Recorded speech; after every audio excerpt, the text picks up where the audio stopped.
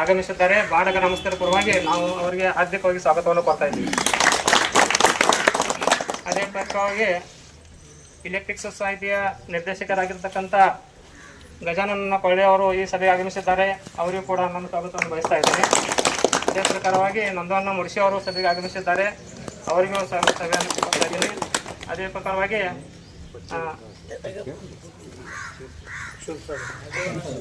ಮಾಧವನ್ನ ಶೀರ್ಷ KEB ನಿರ್ದೇಶಕರು ಆಗಮಿಸಿದ್ದಾರೆ.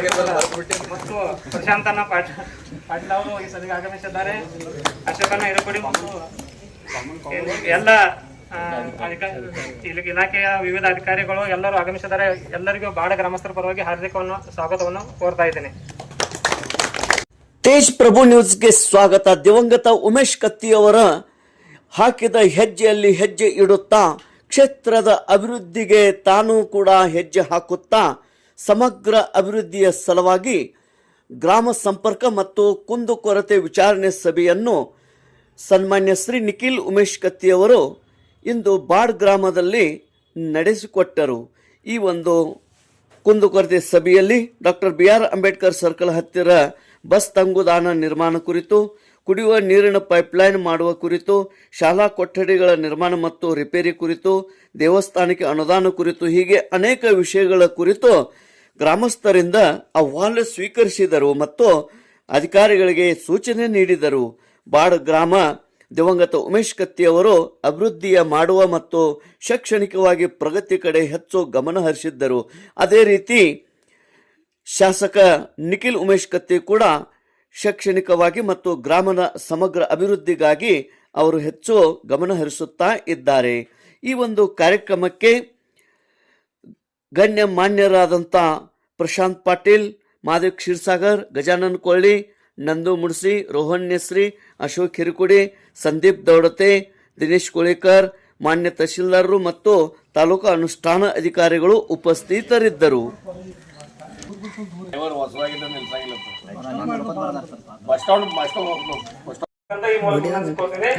ಅದೇ ರೀತಿ ಬಾಳ ಗ್ರಾಮದ ಸಾಕಣೆ ರಸ್ತೆ ಅಂತ ಕರ್ದ ಸೀಮೆವರೆಗೆ ಮಾಡಿದ್ದಾರೆ. ಕರ್ದ ಸೀಮೆಯಿಂದ ಬಾಳ ಹಗಪುರ ರಸ್ತೆಗೆ ಟಚ್ ಕೊಡುವಂತ ಒಂದು 33 ಫೂಟ್ ಅಗಲ ಇರುವಂತ ಒಂದು ನಕಾಶೆಯಲ್ಲಿ ಇದೆ. ಅದನ್ನ ಸಾಕಣೆ ರಸ್ತೆ ಪೂರ್ಣಗೊಳಿಸಬೇಕಂತ ಈ ಸಭೆ ಮುಖಾಂತರ ಗ್ರಾಮಸ್ಥರ ಪರವಾಗಿ ವಿನಂತಿಸಿಕೊಳ್ತೇನೆ. ಅದೇ ರೀತಿ ಬಾಳ ಗ್ರಾಮದ ನಮ್ಮ ತ್ರಾಸ ಎಲ್ಲ ವಾರ್ಡ್ಗಳಿಗೆ ಸಭೆ ಜರುಗಿಸಿ ಇದು ಮನವಿ ಪತ್ರ ನೋಡಿದ್ರೆ ಒಂದು ಪಂಚವಾರ್ಷಿಕ ಯೋಜನೆ ಅಂತ ಇದೆ. ಆದ್ರೂ ನಮ್ಮ ML ಸಾಹೇಬರು ಯಾವುದೇ ಒಂದು ಮನವಿಯನ್ನು ಹೋದ್ರು ಅದಕ್ಕೆ ಕಷ್ಟಪಟ್ಟು ಏನಾದ್ರು ಮಾಡಿ ನಮಗೆ ಇವತ್ತಿನ ಪೊಲೀಸರು ಬಂದಿದ್ದಾರೆ. ಈ ಮನವಿಯನ್ನ ಎಲ್ಲ ಗ್ರಾಮಸ್ಥರ ಪರವಾಗಿ ನಾವು ಈ ಸಭೆಯಲ್ಲಿ ಮಂಡಿಸ್ತಾ ಇದ್ದೇನೆ.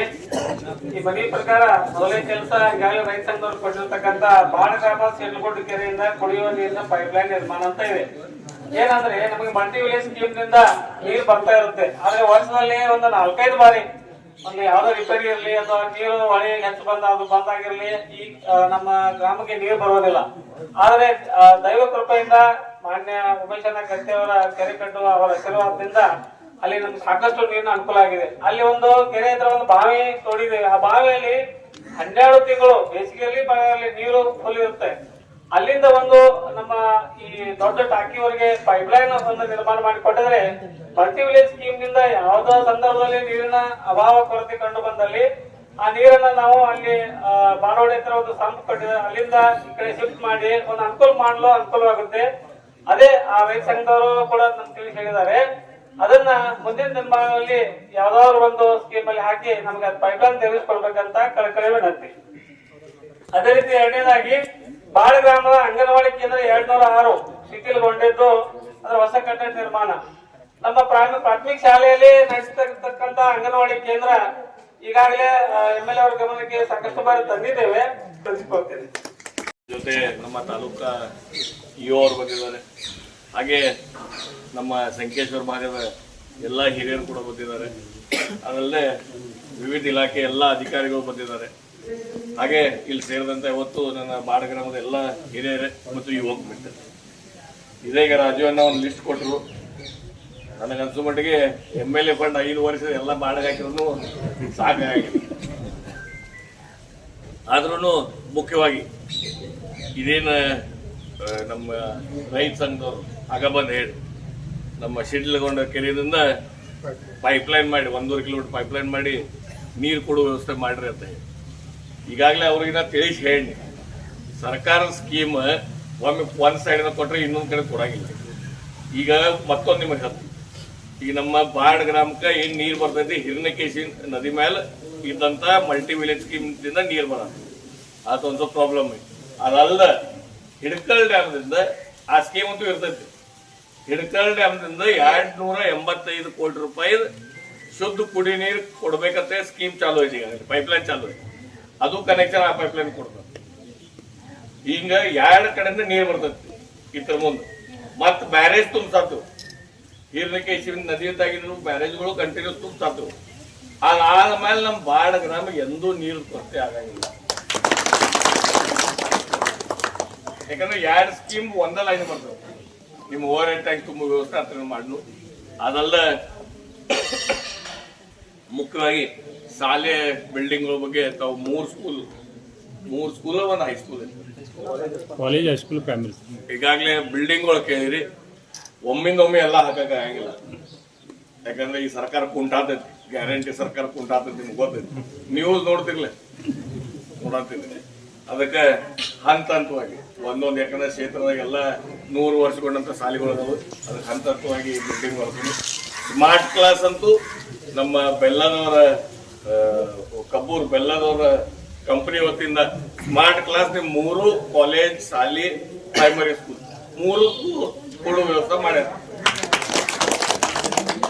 ಅದಲ್ಲ 2 ಬ್ರಿಡ್ಜ್ ಕೇಳಿರಿ, ಮೋಸ್ಟ್ಲಿ ಅದನ್ನ ಮಾಡ್ರ 2 ಬಾಂದಾರ್ಗಳು ಕೇಳಿರಿ, ಬ್ರಿಡ್ಜ್ ಕಮ್ ಬಾಂದಾರ. ಅವನ್ನ ಎಸ್ಟಿಮೇಟ್ ಮಾಡಿ ಈಗಾಗಲೇ ಸರ್ಕಾರಕ್ಕೆ ಕಳಿಸೈತಿ, ಅದು ಬಂದ್ಮೇಲೆ ಮಾಡ್ತೀವಿ. ಅದೆಲ್ಲ ನಮ್ಮ ಆಯುಷ್ಮಾನ್ ಹೆಲ್ತ್ ಸೆಂಟರ್ ಅದು ಈಗಾಗಲೇ ನೀವು ಲ್ಯಾಂಡು ಕೊಟ್ಟಿದ್ದೀರಿ, ಅದ್ರ ಪೇಪರ್ಸ್ ಕೊಟ್ಟಿದ್ದೀರಿ, ಸರ್ಕಾರಕ್ಕೆ ಬರ್ದೆವು. ಭಾಳ ಇನ್ನೊಂದು 3-4 ತಿಂಗಳ ಬರ್ಬೇಕು. ಅದು ಬಂದ ಕೂಡಲೇ ನಿಮ್ಗೆ ಇಲ್ಲೇ ನಿಮ್ಮ ಊರಲ್ಲೇ ಒಂದು PH ಆದಂಗೆ ಆಗ್ತದೆ.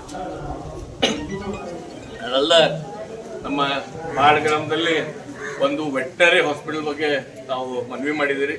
ಈಗಾಗಲೇ ಬಾಡ್ ವಾಡಿದಾಗೂ ಅದನ್ನ ಹೇಳಿದರು. ಅದಕ್ಕೆ ಪಂಚಾಯತ್ PDO ಜಾಗ ಒಂದು ಸ್ವಲ್ಪ ಮಾಡಿ ಕೊಟ್ಟರೆ ಅಲ್ಲಿ ಪ್ರಪೋಸಲ್ ಸರ್ಕಾರ ಕಳಿಸ್ತೀನಿ, ಅಲ್ಲಿಂದ ಮಾಡಿಸ್ತಾ ವ್ಯವಸ್ಥೆ ಕೂಡ ಮಾಡಲು ಅಂತ ಹೇಳಿ ಮತ್ತೊಮ್ಮೆ ಸೀತಾದೇವಿ ಗುಡಿ ಅದಕ್ಕೆ 10 ಲಕ್ಷ ಅವು ಬಂದಾಗ ಹೋಗ್ತಂತ ಬಂದಾಗ ಅನುದಾನ ಕೇಳಿರಿ. ಈಗಾಗಲೇ ಅವು ಮಂಜೂರಾತಿ ಕೊಟ್ಟೇನಿ. ಅದಲ್ಲ 2-3 ರಸ್ತೆಗಳು ಹೇಳಿದಿರಿ. ಈ ಬರುವ ಮುಂದಿನ ವರ್ಷದ ರೈತರ ಬಜೆಟ್ನಲ್ಲಿ ಅವು ರೋಡ್ಗೊಮ್ಮೆ ಹಾಕೊಳ್ಳೋಣ ಅಂತ ಹೇಳಿ ಮತ್ತೊಮ್ಮೆ ನಾವೆಲ್ಲರೂ ಗ್ರಾಮ ವಿಕಾಸ ಕೆಲಸಕ್ಕೆ ಹಾಗೂ ಗ್ರಾಮದಲ್ಲಿ ಆಗ್ಬೇಕಂತ ಕೆಲಸ ಕೇಳಕ್ಕೆ ನನ್ನ ಕಡೆ ಬಂದಿರೋ ತಮ್ಮೆಲ್ಲರಿಗೂ ಧನ್ಯವಾದ ಹೇಳಿ ನನಗೆ 2 ಮಾತು ಮುಗಿಸ್ತೀನಿ.